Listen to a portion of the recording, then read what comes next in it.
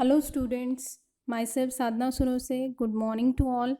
Today we are going to start our third lecture, that is rotational dynamics. In previous lecture we have discussed about centripetal force, centrifugal force. Also we have seen some examples of that centripetal and centrifugal force. Next to that, we have seen applications of uniform circular motion. In that, the first application it is related to the maximum safety speed of vehicle on a curved horizontal road, or you can say plain horizontal road. And in that, we have derived an expression that is Vmax is equal to under root mu rg. The second application it is related to the wall of death. In that also we have derived an expression for maximum safety speed in that wall of death. The third application it is related to the banking of road. So we have discussed what is banking of road, what is the angle of banking, why it is necessary. Also we have studied and we have derived an expression for maximum safety speed of vehicle on a curved banked road. Also, we have derived expression for angle of banking, that is theta. And the last application it is related to the conical pendulum. In that we have derived an expression for period of conical pendulum, angular velocity of that conical pendulum, and also we have found out the expression for frequency of conical pendulum. Now in today's lecture we will discuss about vertical circular motion. In that we have to study two cases, that is mass which is attached to a string, or you can say bob, and the second case in that we have to attach that same mass or bob to a rigid rod, and we have to discuss what is the difference in both the cases. Then we have to see the spear of death, which is generally used in a circus. Then we have to see what are the forces acting on a vehicle when it is at the top of convex over bridge. And then we will move towards the next part, that is rotational motion. In that we will study about rigid body, axis of rotation, moment of inertia. Then we have to derive an expression for kinetic energy of rotating rigid body. Then we will find out the expression for radius of gyration, then moment of inertia of thin uniform ring, as well as moment of inertia of thin uniform disk. So we'll start with the today's lecture, that is vertical circular motion. There will be two types of vertical circular motion. The first one, which is controlled vertical circular motion, which will be found out in a giant wheel. In this case, the speed is either kept constant or not totally, it is controlled by whom? Gravity. Means in this case, the speed will be maintained, or we say that it is not controlled by gravity. But in another case, in another vertical circular motion, the speed of that body, it is controlled by a gravity. For example, we say that in this case what happens, initially we supply some energy at the lowest position or at the lowest point, and then this energy which we have given, that kinetic energy, it is governed by the gravitational force, and during the motion there is interconversion of kinetic energy and gravitational potential energy. Now the first case we have to study, that is mass which is tied to a string and it is whirled in a vertical circle. So in this diagram you will find out how that bob it will describes a horizontal circle. And in this case we have considered three different positions of that bob. The topmost position, that is point A, bottom position, that is point B, and the midway position in between A and B, that is point C. In this case we have to find out first of all which are the forces acting on that bob when it is at top position, when it is at bottom position, and when it is at midway position. So here we have taken an object whose mass is m and it is tied to an inextensible string, and it is whirled in a vertical circle whose radius is nothing but small r. Now at highest point, first of all, we have taken a velocity, tangential velocity at this point A is v1. And at this position, the forces which are acting on that object at point A is nothing but tension, which is always towards the center. See what happens, this tension, that means force, it tries to bring that object to the mean position, rest position. That's why tension, it is directed towards what? Center. So it is in downward direction. And the second force which is acting on that object is nothing but weight, which is always in downward direction. Okay, so here will be two forces, T1 and mg. So at this point A, we say that as both are directed towards the center, so we know that there will be only one force which is directed towards the center, that is what? Centripetal force, and which is always necessary to maintain that circular motion. So we say that these two forces, that is tension and gravitational force, both combinedly will provide what? Centripetal force, as they are directed towards center. So we say that T1 plus mg, both are in same direction, so there will be plus sign. So T1 plus mg is equal to mv1 square upon r. We have replaced that v by v1 because over here the tangential velocity is v1. So from that expression, T1 must be equal to what? mv1 square upon r minus mg. Okay. Now at position B, now over here, what are the forces acting on that object at point B, that is lowest point? See here, as we have said that tension, it is directed always towards the center because it tries to bring that bob to the mean position, rest position. So over here also there will be a tension, but that tension, it is in directed towards the center, and as we know that the gravitational force, it is in downward direction. So here T2 and mg, we have represented the tension at point B will be by T2, and the tangential velocity at this point B is represented by v2. Okay, so over here we will see now T2 is towards the center, it is in upward direction, and mg is in downward direction, so both are in opposite direction. So over here we have taken a minus sign because they are in opposite direction. So T2 minus mg must be equal to what? mv2 square upon r. Again they will provide what? Centripetal force, because object always try to move towards the mean position, rest position, right? So T2 minus mg must be equal to mv2 square upon r. Substitute this term or shift this term to the other side, you will get T2, expression for T2, that is mv2 square upon r plus mg. Now we have to find what? Linear velocity at point A. It means we have to find v1 at point A, top position.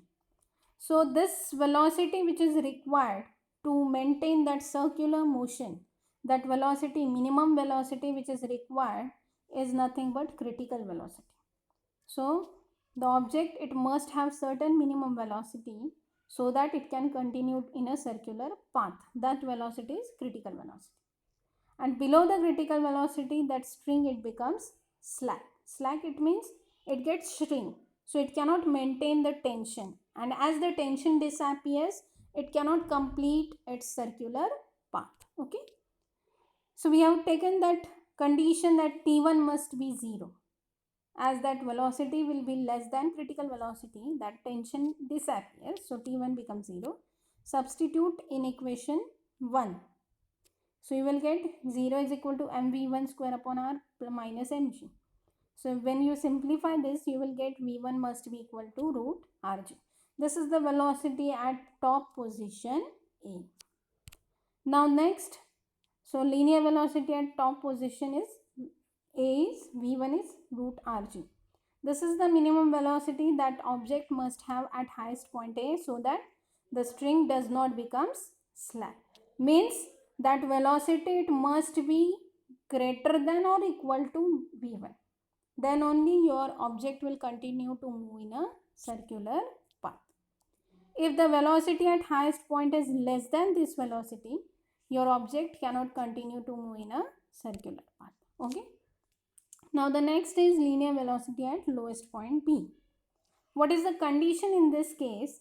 When object moves from lowest position to highest position, what happens? There must be increase in potential energy. By how much amount? 2 mgr. So by law of conservation of energy, what that law says, energy can neither be created nor be destroyed. It can be conserved, right?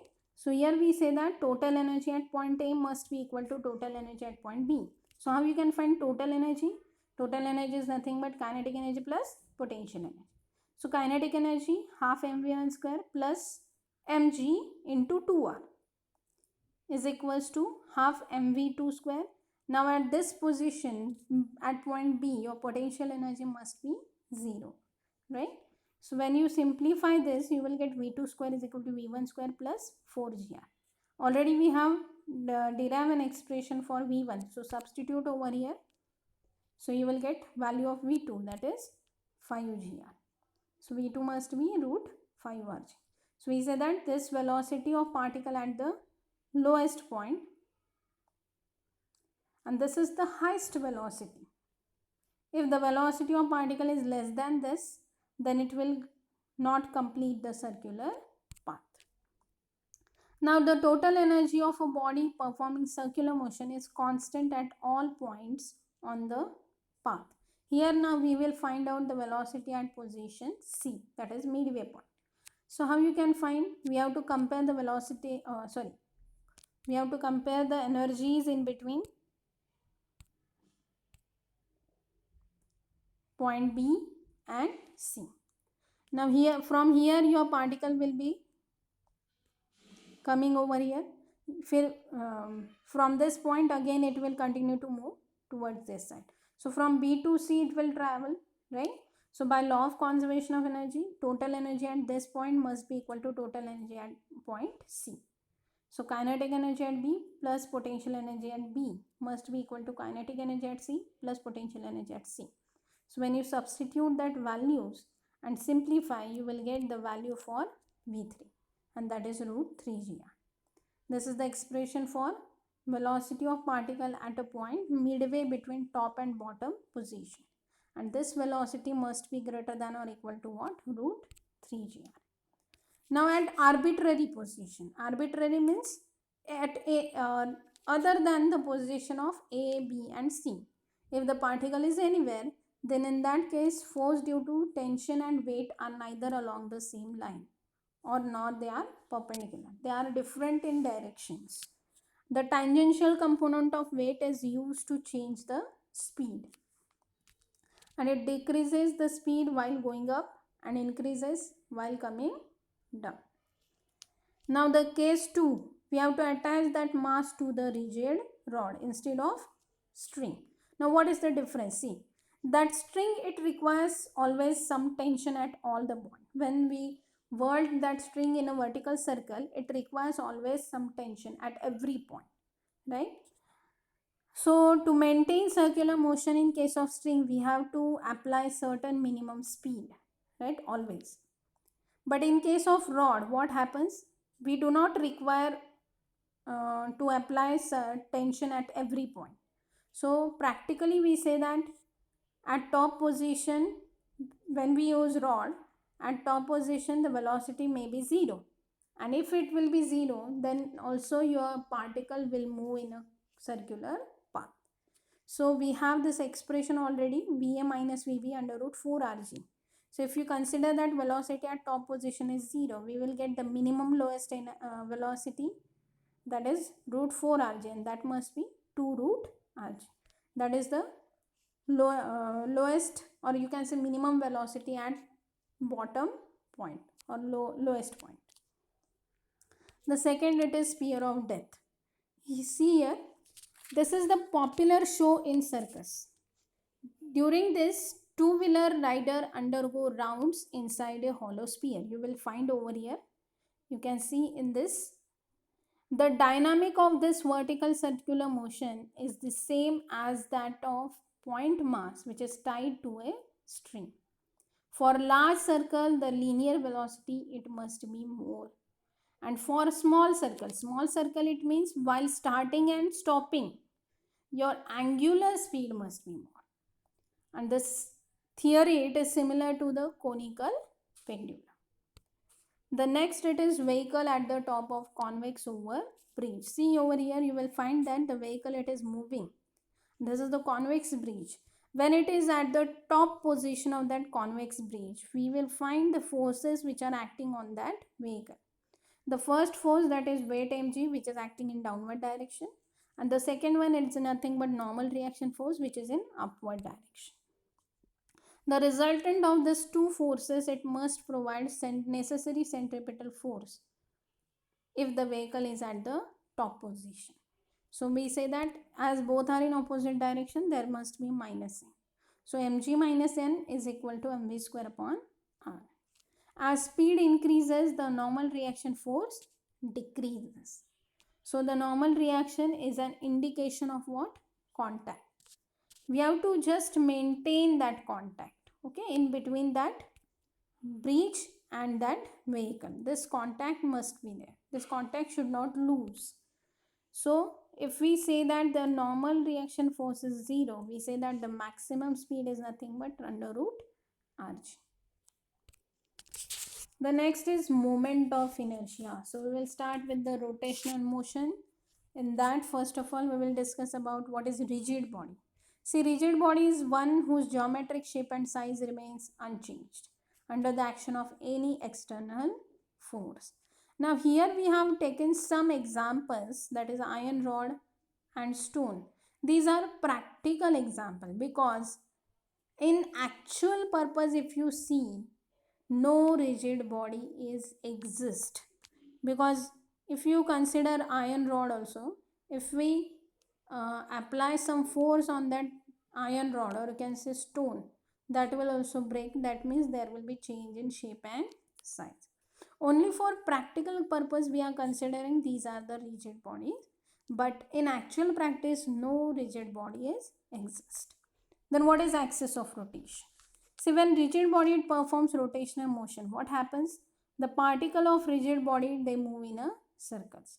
Only there is a one point, that is center, which moves in a straight line path.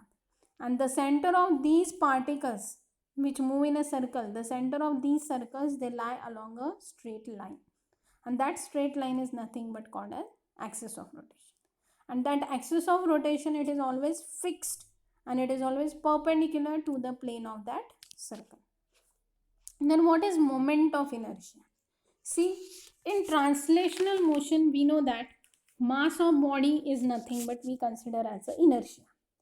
But in rotational motion, we have to consider, instead of mass, there will be rotational inertia. Because in that case, we have to consider mass as well as perpendicular distance of each particle from the axis of rotation. So that combinedly it is known as rotational inertia, or it is also known as moment of inertia.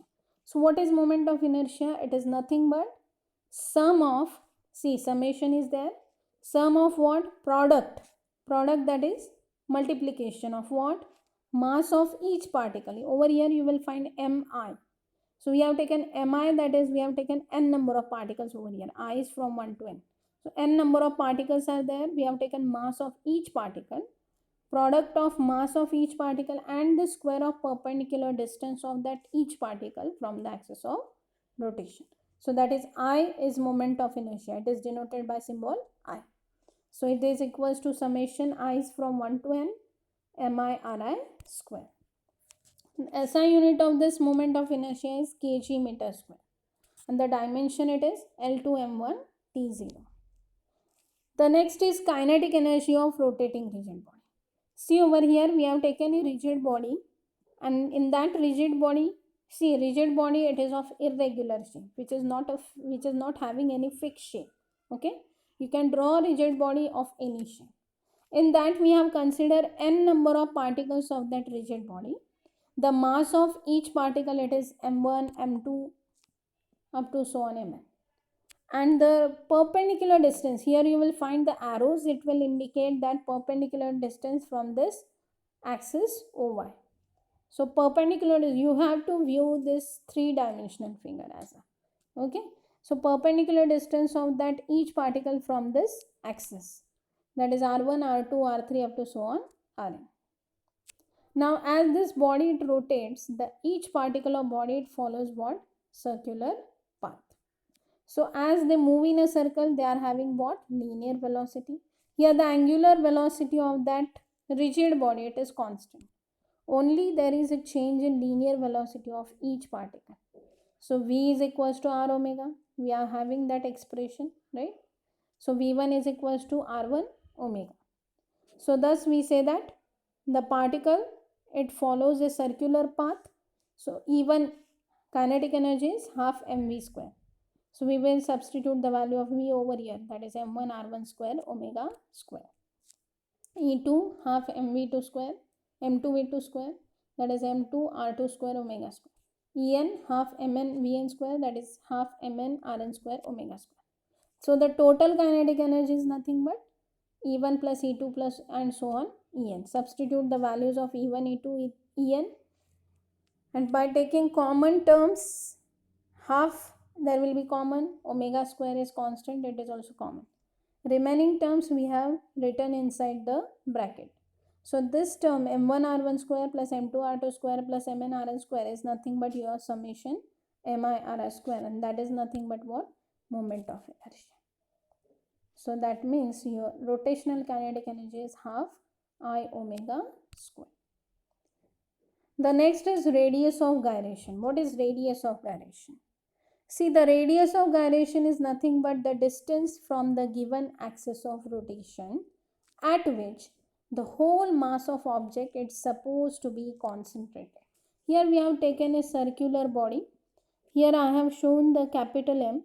It means we say that the mass of body, it is concentrated at the rim. For example, you can consider the rim of your cycle. It is heavy at the end, right? In middle one, it is the mass is, it is low, but at the edges, or you can say at the circumference, the mass is very much high. It is thick at the circumference. So in this again there will be, we say that the mass, it is distributed at what? Radius, at a radial distance, you can say. So here also we suppose that the mass is concentrated at the radial distance. So the moment of inertia would be same with actual distribution of mass. And that radius of gyration, it is denoted by what? K.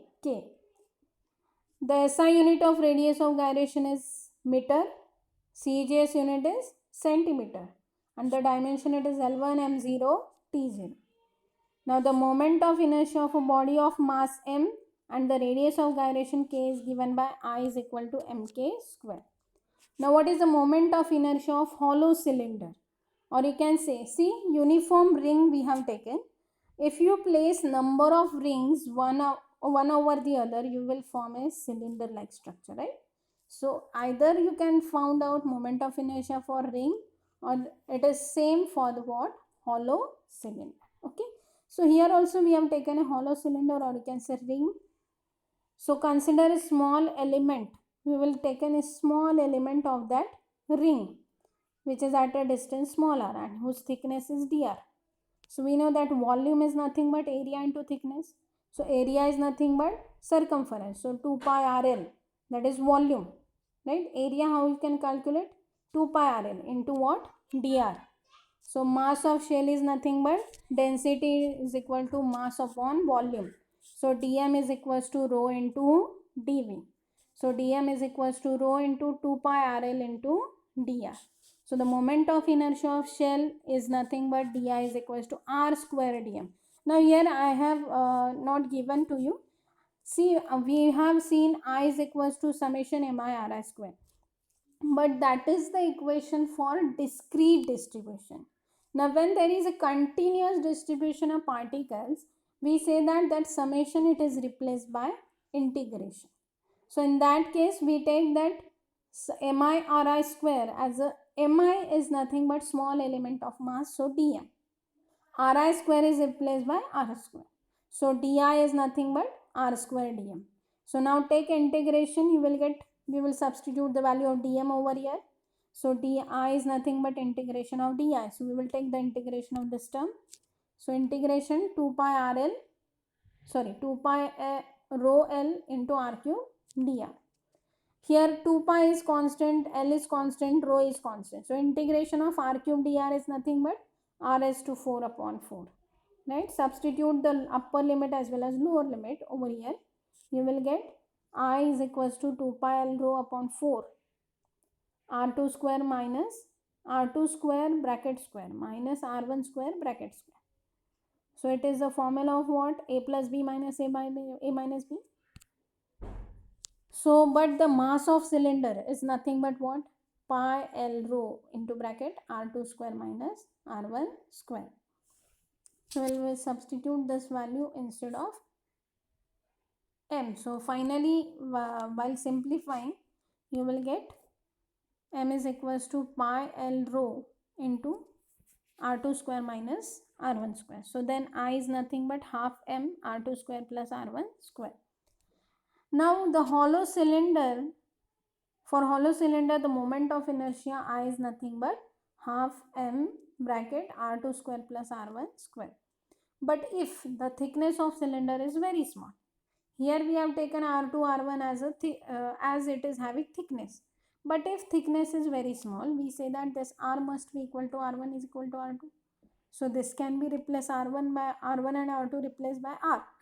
So in that case, we will get I is equals to half m 2r square. So that is I is equal to mr square. So this is the moment of inertia for what? Thin uniform ring. So as you found out the moment of inertia, you can find radius of gyration also easily, because we have the formula I is equal to mk square. Compare this two term, you will get mr square is equal to mk square. So that is r is equal to k. Now the next is moment of inertia of solid cylinder, that is disk. Now you can again here also, if you place one large number of disk one over the other, it will form a solid cylinder like structure. So you can find out moment of inertia for solid cylinder or for moment of inertia for a disk. It will be same for both. So again here area at any radius, here we have taken a radius x. So the area for at any radius x from the center of circle is nothing but, we know that area is pi r square, but here radius we have taken x, so pi x square. Now differentiate both the side, you will get dA is equal to 2 pi x dx, right? Similarly, we know we have dm upon dA is equals to m upon a. So dm is equal to m upon a into d. So dm is equals to 2 pi x into m upon a into dx. Area we have substituted over here. But area is nothing but pi r square. So we will substitute over here pi r square. And simplify, you will get dm is 2m upon r square into x dx. dm is equal to 2m upon r square into x dx. So but dl is nothing but x square dm. So substitute over here. You will get 2m upon r square integration from 0 to r x cube dx. The integration of x cube dx is x raised to 4 upon 4. So if you substitute the upper limit minus lower limit and simplify, finally you will get the moment of inertia of thin disk, or you can say solid cylinder, is nothing but I is equal to half mr square. And its radius of gyration also you can calculate by using this formula, I is equal to mk square. Compare both the equation, you will get half mr square is mk square. So you will found out k must be equal to r upon root 2. This is the radius of gyration for what? Disk. Now we will solve some problems. Now see over here, in your textbook they have directly given you the moment of inertia of thin uniform ring as well as moment of inertia of thin disk. There is no any derivation. So I have given derivation of both the terms over here also. So these two numericals, short numericals from your textbook. See first, here they have given that motorcyclist is to undertake a horizontal circle inside cylindrical wall of well whose radius is 4 meter. Inner radius is given. Coefficient of static friction is also given 0.4. We have to find the minimum speed and the frequency which is required to perform this stunt. So minimum velocity is nothing but root rg upon mu s, and we have they have given value of r, small g as well as point mu s. Substituting all the values, you will get the minimum velocity, that is 10 meter per second. And the frequency, how you can find out? Frequency v is equals to r omega, that is v omega instead of frequency is nothing but v upon 2 pi r, reciprocal of period, that is frequency, that is v upon 2 pi r. So here minimum velocity we have substituted, you will get minimum frequency, that is 0.4 revolutions per second. The second example, it is of racing track whose curve radius of curve is given 9.9 meter. Angle of banking is given tan inverse 0.5. Sorry. Coefficient of static friction is given 0.2, and here we have to find speed limit with 10% margin. Again we will use the velocity for a vehicle on a banked road. That formula we have to use. V minimum is under root rg in bracket tan theta minus mu s upon 1 plus mu s tan theta. Substitute all the given values and simplify, you will get the minimum velocity, that is 5.196 meter per second. And this minimum velocity should be 10% higher than this. So we say that the allowed velocity is nothing but 5.196 into 10% we have to calculate. So 110 upon 100. So you will get that as 5.716 meter per second. This is the minimum velocity. Now we have to find maximum velocity. So in that case, maximum is root rg in bracket tan theta plus mu s upon 1 minus mu s tan theta. And by simplifying, you will get the value, that is 8.775 meter per second. And this maximum speed should be 10% lower than this. So 10% lower than, that means we have to take 90 upon 100. See, here they have said higher than 10%, so 110. 100 plus 10. Lower than 10%, so 100 minus 10, it is 90 upon 100. Okay. So we'll get the maximum velocity which is allowed with 10% margin, it is 7.896 meter per second. Okay. Now also the next problem, that is thin ring. It has a mass 0.25 kg, radius 0.5 meter. We have to find its moment of inertia about an axis which is passing through its center and perpendicular to its plane. What is given over here? Mass is given 0.25 kg, radius is 0.5 meter. Here we have to find moment of inertia of what? Ring. So already we have taken the moment of already we have derived the expression for moment of inertia of ring, that is I is equal to m r square. All the values are given. Substitute all the values and simplify. You will get moment of inertia is nothing but 0.0625 kg meter square. Now here I have given some exercise, that is some MCQ type questions are there, but all are numericals. So you have to solve it. Which solution you have to find the answer of these. 5 questions are there. If you have any doubt, contact me and solve this exercise. Okay. Thank you.